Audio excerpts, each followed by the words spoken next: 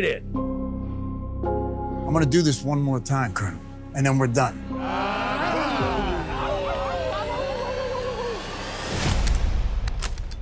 All right, boys. Let's go hunting. We are at war, gentlemen.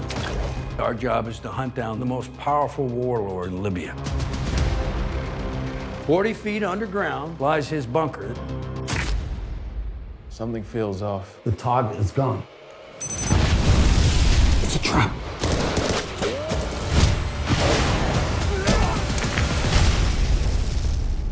They're dead.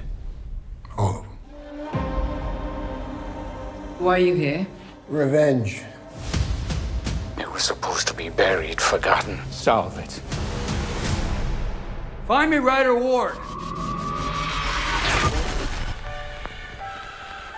I have a plan. I'm gonna break the system.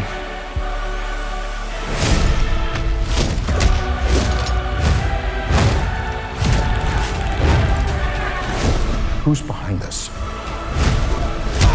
A disgruntled former employee. Find him!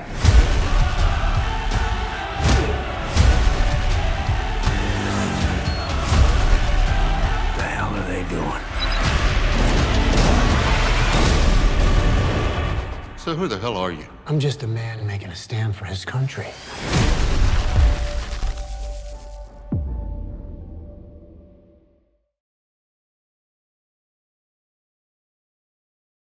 Isaac, how are you doing? Very good. Thank you. I am so excited to talk. I'm a big fan. I'm sure you get that a lot when you do interviews. You know, you're so instrumental in the action genre.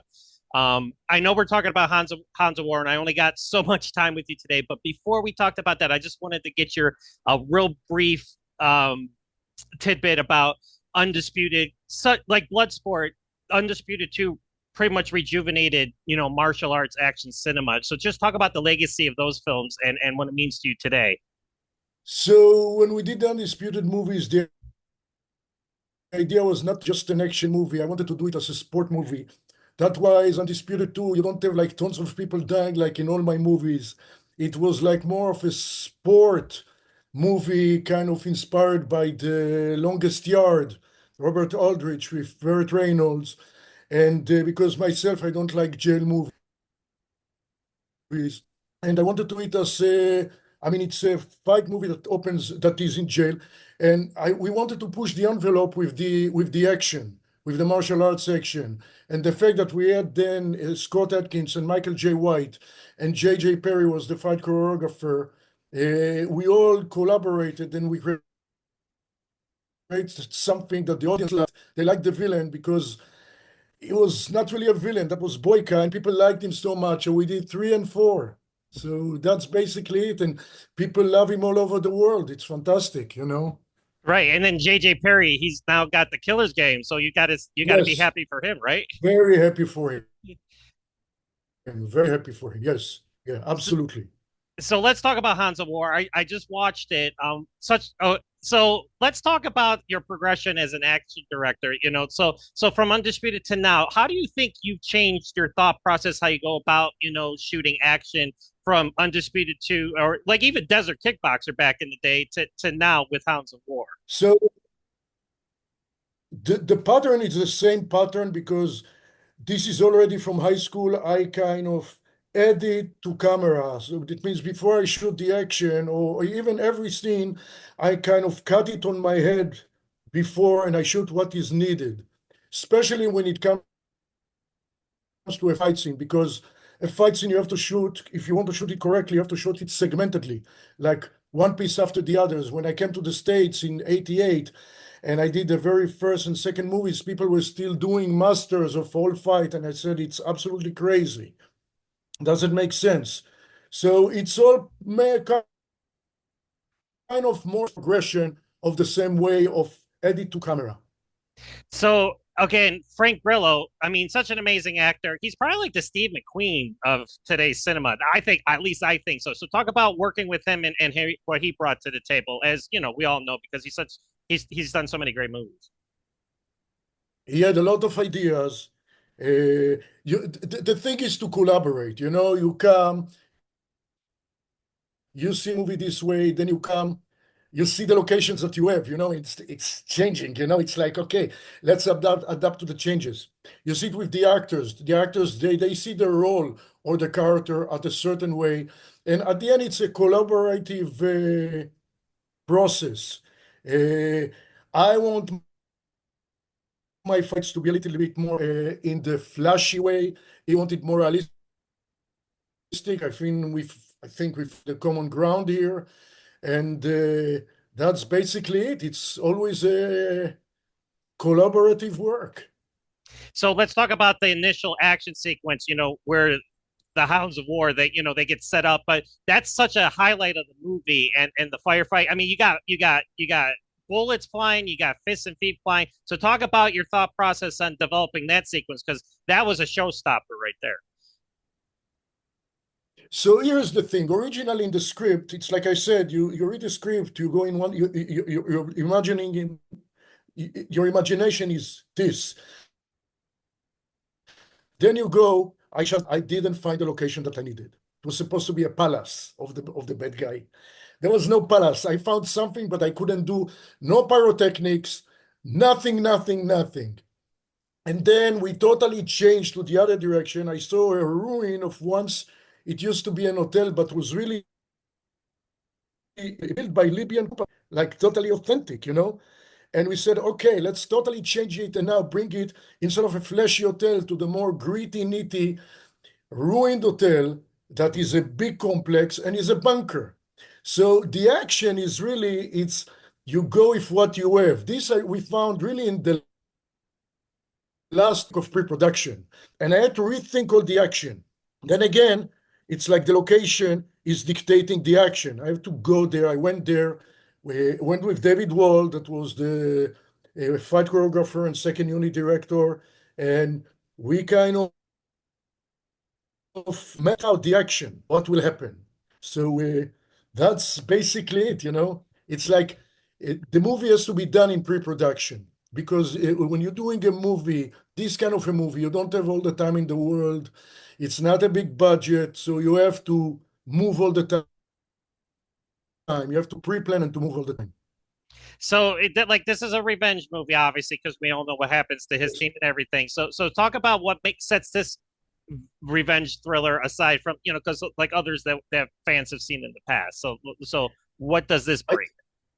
I think it's what set it up is really that usually you see the revenge story usually in other scripts or other movies that I saw is about 80%, 80 to 85% of the movie.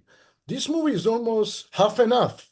It's like you start and it's like half of the movie is one way, and then the movie starts again. Like, I liked it when I read the script. I really liked it. It was like new chapter, like almost a new movie. Of course, it's all connected. Well, I gotta say, such an enjoyable. It's an Isaac Florentine film. Like, fans are gonna love it. I mean, because you put your signature stuff into it, and it's. How do you think? Last question, because again, I only got you for limited time here, and I thank you so much for joining me. So, how do you think you've evolved as a filmmaker, and what is left for you to accomplish? With working in films. I think that I can tell a story better today because I have much more experience.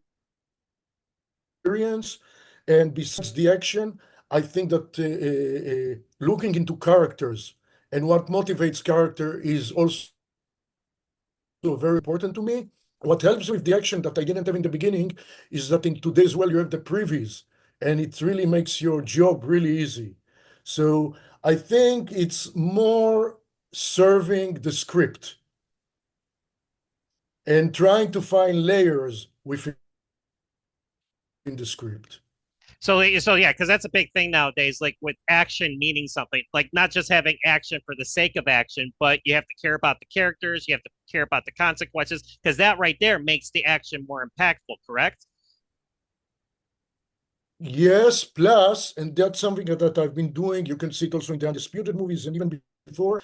You Absolutely. see, in many movies, you have the story, then the movie stops. You have the action, and then the story continues. That's not the way to do. The action scene should be a continuation of the story and the character development within the action, like in the drama. It should be seamless. Absolutely. So last question. So, and I got to ask you because my fans will get mad at me if I did it. Is there any chance in the future that we might see more Undisputed or even Ninja movies with Mr. Atkins? I hope so. We all want it. I want it. Scott want it. Boaz Davidson, our producer, want it. Hopefully. And with Ninja, it's the same people, and also producer Frank DeMartini. He also want it. Yeah, So we all want. I I'm hope like, so. like every day. I don't do this website.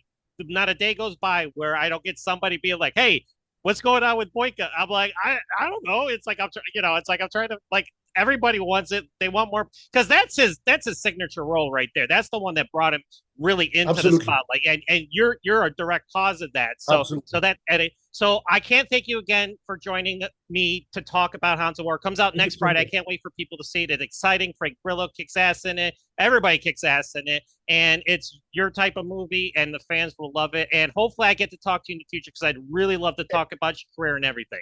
And we had a great stunt team.